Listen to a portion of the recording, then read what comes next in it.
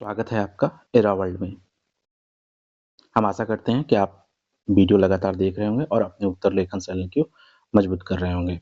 आज ये आखिरी वीडियो है कला और संस्कृति पर। इसके पहले सभी वीडियो करा दिए गए हैं। आज इसमें हम 2019 और 2018 में आए हुए प्रश्नों की चर्चा करेंगे, जिसमें 2019 के 1 प्रश्न और 2018 के 2 प्रश्नों की चर्चा करेंगे। ठीक, 3 प्रश्नों के माध्यम से आज हम ये वीडियो खत्म करेंगे। तीनों प्रश्न का विश्लेषण करेंगे और ये तीनों प्रश्न में से 1-2 प्रश्न तो हम पहले भी जैसे बुद्ध का डिस्कस हो चुका, वैदिक का, इसको दोबारा हम यहाँ पे डिस्कस करेंगे। ठीक है, तो चलिए सबसे पहले शुरू करते हैं। पहला प्रश्न ये है कि 600 से लेकर 300 ईसा पूर्व में जो लौह खनिज हुआ उसने किस प्रकार के परिवर्तन किए, सामाजिक, आर्थिक और क्या-क्या परिवर्तन किए, इसके बारे में हम एक बार देख लेते हैं। एक छोटा-सा इंट्रो लिखेंगे कि लौह क्रांति को हम सभ्यता की दूसरा महाकदम कह सकते हैं, जिसने कृषि क्रांति और खाद्य सुरक्षा को बहुत महत्व दिया और महाजनपद जैसे राज्यों को उदय करने में मदद की और युद्ध विस्तार की नीति अब विद्यमान हुई। ठीक, अगर लौह क्रांति के सभी प्रभावों को देखें तो इसने कृषि क्रांति को बढ़ावा दिया, नगरीकरण को बढ़ावा दिया, युद्धीकरण को बढ़ावा, तकनीक को बढ़ावा दिया और सामाजिक परिवर्तन किया। तो लौह क्रांति द्वारा कई प्रकार के परिवर्तन देखने गए। अब हम अलग-अलग परिवर्तन के बारे में थोड़ा समझेंगे। अगर हम खाद्य परिवर्तन के दूसरे लोग कृषि पे जाएँगे, तो कुछ यंत्रों को आप यहाँ देख सकते हैं जो खुदाई के दौरान मिले। तो ये यंत्र क्या बताते हैं? ये यंत्र बताते हैं कि तकनीक उस समय उन्नत हो गई थी और लौह क्रांति पर कृषि के कार्य प्रारंभ हुए, जिससे जनसंख्या वृद्धि लगातार, ये ग्राफ आप बना के ये दिखा सकते हैं कि जनसंख्या वृद्धि लगातार देखने को मिली। यहाँ 600 ईसा पूर्व से लेके आप 300 ईसा पूर्व तक ये दिखाएँगे। दूसरा, वहीं उपज के बारे में बताएँ, कांस्य युग में जहाँ उपज इतनी थी वहीं ते लौह युग में कांस्य युग की अपेक्षा 300 से ज़्यादा वृद्धि भी क्यों? क्योंकि कृषि क्रांति की वजह से और लोहे का हमें ज्ञान हो चुका था।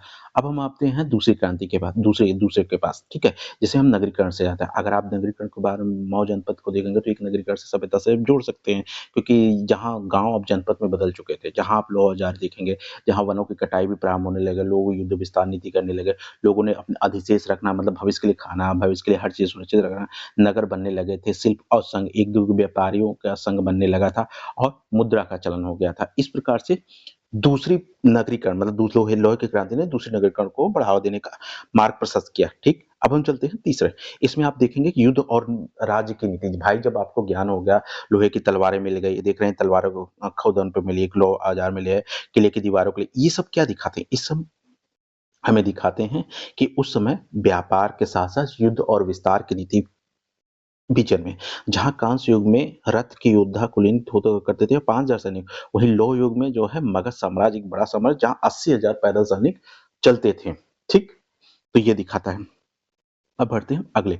इस और अब हम सामाजिक परिवर्तन में क्या दिखा सकते हैं? सामाजिक परिवर्तन में हम दिखाएँगे जहाँ कांस्य युग में कुलीन का वर्चस्व होता था, उसके बाद क्षत्रियों का प्रभुत्व होता था, ब्राह्मण का वर्चस्व बढ़ा और वैश्य, शूद्र जो है, इन पर निर्भरता बढ़ी। उसके बाद लौह युग में क्या हुआ?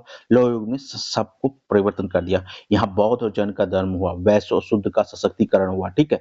नए राजनीतिक व्यवस्थाएँ और आयाम बने और सामाजिक समानता में वृद्धि हुई। तो कांस्य युग में अगर आप देखेंगे तो यहाँ पर ऊँच-नीच की भावनाओं का एक तरह से, पर लोहे के जब परिवर्तन हुआ, इसने इस चीज़ों को बदल के रख दिया गया, सबको समान करने का भावना किया, धार्मिक उदय के कारण बना है, वैश्विक और शूद्र को एक अलग सशक्तिकरण प्रदान किया। तो लौह क्रांति इसके लिए, समाज में परिवर्तन के लिए जिम्मेदार है। तो आप इस चीज़ों को जोड़ सकते हैं, ठीक है?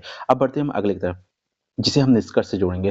रोमिला थापर ने अपने शब्दों में कहा है कि लोहा वह समान महासमान करता था जिसने वंशानुगत को एकाधिकार को तोड़ दिया।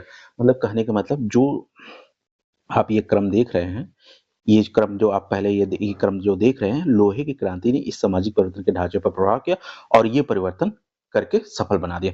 इस प्रकार आप कह सकते हैं कि लोहे ने ना केवल सामाजिक परिवर्तन ढांचा मजबूत किया, बल्कि कृषि क्रांति और नगरीकरण की भावना से सामाजिक परिवर्तन को मदद देने का राह प्रशस्त किया। ये इस प्रकार निष्कर्ष से ये एक प्रश्न आप खत्म होता है, ठीक है? अब हम बढ़ते हैं अगले प्रश्न की तरफ। अगला प्रश्न हमारा था कि वैदिक शिक्षा प्रणाली क्या है? देखिए, अगला प्रश्न हमारा क्या था? प्रश्न यहाँ एक बार देख लीजिए, वैदिक शिक्षा प्रणाली क्या है? वर्तमान में इसके क्या महत्व है? तो एक बार हम वैदिक शिक्षा प्रणाली के विशेष महत्व को, वर्तमान में इसकी प्रासंगिकता को समझेंगे, ठीक है? चलिए, अब बढ़ते हैं, वैदिक शिक्षा का क्या विशेष महत्व है, ठीक है? तो वैदिक शिक्षा प्रणाली पूरी तरीके से प्राचीन केंद्रित थी, गुरुकुल परंपरा पे आधारित थी, मौखिक परंपरा पे आधारित थी और व्यक्तित्व के विकास, मतलब समग्र विकास पर जोड़ती थी। तो आप ये देख रहे हैं इमेज के माध्यम से, पहले गुरुकुल में वेद के क्या महत्व होते थे, ठीक? एक छोटा-सा इंट्रो। अब आप वैदिक शिक्षाओं की अगर बात करें तो यहाँ मुख्यतः 6 प्रकार की विशेषताएँ होती थी। यहाँ पे गुरुकुल प्रणाली देखने को मिलती थी, जहाँ गुरु और शिष्य एक-दूसरे के सामने बैठकर अपनी शिक्षाओं को ग्रहण करते थे। मौखिक परंपरा थी, मतलब कोई ऐसी परंपरा नहीं, बस गुरु जो अपने मुख से कह दे वो ये सुन के उसको ग्रहण करते थे। व्यक्तिगत शिक्षा पे आधारित होती है, यानी छात्र की क्षमता और रुचि के अनुसार पढ़ाया जाता है समग्र पाठ। यहाँ विज्ञान, कला और के साथ-साथ अध्यात्म की भी शिक्षा दी जाती थी। इसके अलावा प्रश्न उत्तरों के माध्यम से बौद्धिक विकास करने का मार्ग किया जाता था और मूल्य आधारित शिक्षा पर विशेष जोर दिया जाता था। तो ये हमारे वैदिक शिक्षा हैं, ठीक? जिनके माध्यम से हम वेदों के साहित्य से समग्र विकास को मानव सभ्यता के लिए देख सकते हैं। ठीक? उसके बाद क्या हुआ? वैदिक परंपरा बढ़ी आगे, कैसे बढ़ी? तो वैदिक परंपरा बढ़ी आगे श्लोक के माध्यम से, धन पाठ के माध्यम से, जटा पाठ के माध्यम से, मतलब शब्दों का विन्यास किया गया, जटिल विन्यास बनाया गया, जटिल थोड़ा-सा किया गया, फिर शब्दों के क्रम में बदला गया, क्रम पाठ को बदला गया, फिर उसके बाद विशेष तकनीक का इस्तेमाल किया। आज से 3000 वर्ष तक, मतलब जब से ये वेद की शिक्षा है, उसके बाद 3000 वर्षों तक इसमें त्रुटि देखने को नहीं मिली, मतलब एक प्रकार की गलती नहीं मिली। ये इतनी उन्नत किस्म की थी क्योंकि ये तकनीक मस्तिष्क को लंबे समय तक मुख्य बिंदुओं को याद करने में मदद करती थी। तो ये हमारे वैद शिक्षा की मुख्य विशेषता थी, ठीक?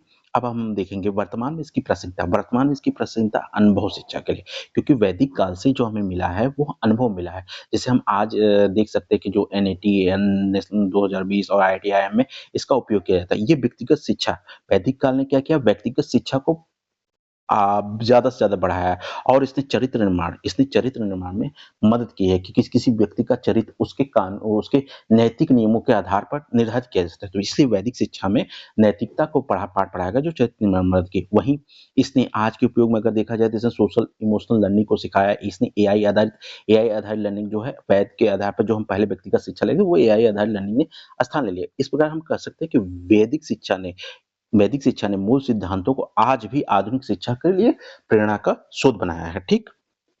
अब हम इसका एक निष्कर्ष लिख लेते हैं। निष्कर्ष ये हो सकता है कि जैसे श्री अरविंदम ने कहा है, श्री अरविंदम ने प्राचीन भारत की शिक्षा केवल सूचना नहीं, चेतना का परिवर्तन है। आप यहाँ दयानंद सरस्वती का, आप यहाँ चाहें तो दयानंद सरस्वती का वेदों की ओर लौटो जैसे कि का निष्कर्ष लिख सकते हैं। उनके माध्यम से ये गुरुकुल प्रणाली, मौखिक परंपरा और चरित्र निर्माण हमारी वैदिक शिक्षा की मुख्य विशेषता है, जिसने आज भी वर्तमान में इनकी प्रासंगिकता नहीं खोई है, ठीक?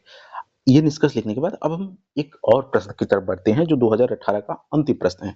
जो 2018 का अंतिम प्रश्न है। प्रश्न सीधा सा है कि बुद्ध साहित्य ने विश्व की शांति में कैसे मदद की है? तो आपको पता है बुद्ध की साहित्य हमने पढ़ा है, कैसे क्या-क्या पढ़ा है। उन्होंने शांति कैसे स्थापित करने का उसे यहाँ पे देखेंगे, जिसमें हम प्राचीन ज्ञान, कैसे मानसिक विकास हुआ, कैसे वैश्विक प्रभाव पड़ा, इस बात का हम गहन करेंगे। चलिए ठीक है। पहले हम इसको देख लेते हैं। इसमें केवल 5 चीज़ें होती हैं, अहिंसा, विनय, प्रतिसमुत्पाद, मैत्री, करुणा और ध्यान, ठीक है? जहाँ अहिंसा सभी जीवों पे दया करने के लिए हमें भाव करता है। विनय हमसे ये कहता है कि हम अपने संग में जहाँ जब बने रहते हो कैसे नियम संचालित करेंगे। ध्यान हमें मन पर निरस्तीकरण, मतलब मन को अगर कंट्रोल कर ले तो हमें किसी हथियार की ज़रूरत नहीं होती है।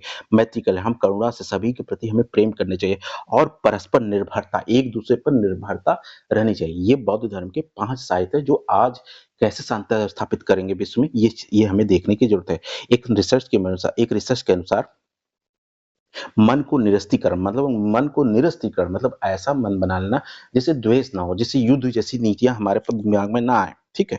तो इसको अगर देखा जाए तो एक प्रयोग किया गया जहाँ मैत्री ध्यान जिसे कहा जाता है, उसके द्वारा भय और आक्रामकता पे 20% कमी पाई गई। तो जहाँ महात्मा बुद्ध ने ध्यान के लिए संकेत दिया है, उसमें ये दिखाया कि अगर ध्यान आप करते हैं, तो आपका दिमाग एकदम शांत होता है और आपके माइंड में उस कार्य के प्रति मतलब उग्रता पे 40% तक कमी आती है। तो ये है बुद्ध का सबसे बड़ा हथियार। ध्यान आप करिए, मन में शांति आएगी और करुणा से आपको दूसरों के प्रति सहानुभूति महसूस होगा, जो कि आज जो विश्व युद्ध हो रहे हैं, जैसे रूस-यूक्रेन का युद्ध हो गया, इज़राइल-फ़लस्तीन का युद्ध हो गया, अभी कंबोडिया थाईलैंड का युद्ध हो रहा है, तो यहाँ पे क्या है, यहाँ बुद्ध की शिक्षाएँ काम आ रही हैं, ठीक है? अब हम आगे चलते हैं। इसका ऐतिहासिक शांति प्रयास देख लेते हैं। जैसे अशोक का शिलालेख हमें मिला है, बुद्ध विहार मिले हैं, ठीक है? दलाई लामा के जो मध्यम मार्ग मिले, ये क्या दिखाते हैं? ये हमें दिखाते हैं कि विश्व ने कैसे ऐतिहासिक शांति प्रयास किए। अशोक के शिलालेख के माध्यम से बुद्ध के द्वारा प्राचीन काल में संदेश और साहित्य के शांति के प्रयास देखे जा सकते हैं। वहीं बौद्ध विहार जो सिल्क रोड मध्यकाल में जो डेवलप हुआ, यहाँ भी इस व्यापार में संरक्षित मार्ग और क्या नाम से विभिन्न संस्कृतियों का जो मिलन स्थल है, वो शांति के प्रयास को दिखाते हैं। और आज जो दलाई लामा जो इनके दलाई लामा मध्यम मार्ग की बात करते हैं, वो भी सह-अस्तित्व की भावना पे आधारित है। तो इस प्रकार वैश्विक स्तर पर बुद्ध द्वारा शांति के प्रयास ना अभी के नहीं, बल्कि प्राचीन काल से ही देखे जा रहे हैं। अगर आज के युग की क्षेत्र देखा जाए, तो हमें क्षमा अभ्यास मतलब हमें दूसरों को क्या करना चाहिए, क्षमा कर देना चाहिए। जैसे रवांडा का आप एग्ज़ाम्पल ले सकते हैं और माइंडफुलनेस ट्रेनिंग जैसे अमेरिकी मरीन अमेरिका में स्थापित किया गया है। दूसरा यूके स्कूल प्रोग्राम जहाँ बच्चों को भावनात्मक स्वास्थ्य, शिक्षा और ध्यान सिखाने का काम किया जाता है। बौद्ध आसियान पहल जो थाईलैंड में है, यहाँ पे क्या होता है शांति, संवाद और सह-अस्तित्व की भावना को बढ़ाने के तो आज विश्व में शांति स्थापित करने के लिए अलग-अलग क्षेत्रों में बौद्ध के साहित्य से अलग-अलग प्रयास किए जा रहे हैं। जहाँ रवांडा में सामूहिक क्षमा और मानसिक चिकित्सा का कार्यक्रम चलाया जाता है। वहीं यूके स्कूल में भावनात्मक स्वास्थ्य पर ध्यान केंद्रित कर सिखाया जाता है। वहीं अमेरिका में युद्ध के बाद तनाव से कैसे निपटा जाए, इस पर प्रशिक्षण दिया जाता है और थाईलैंड में शांति, संवाद और सह-अस्तित्व की भावना सिखाई जाती है। तो ये बुद्ध के विश्व शांति के प्रयास के कुछ उदाहरण हैं, जहाँ पे ये चीज़ें कराई जाती हैं। ठीक।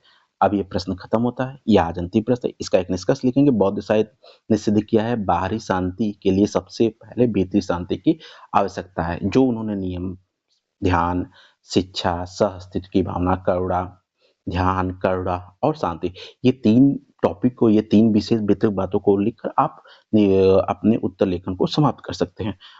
ठीक है, आइए अब ये वीडियो कैसा लगा आप हमें बताइएगा। और सबसे बड़ी बात है कि अब हम नेक्स्ट टॉपिक पे अपना पीवाईक्यू श्रृंखला का खत्म किए। कोशिश है कि मॉडर्न हिस्ट्री शायद हम इसको शुरू करेंगे, जो कि इस पर बहुत अच्छा रिस्पॉन्स मिलना चाहिए हमको। तब तक के लिए धन्यवाद।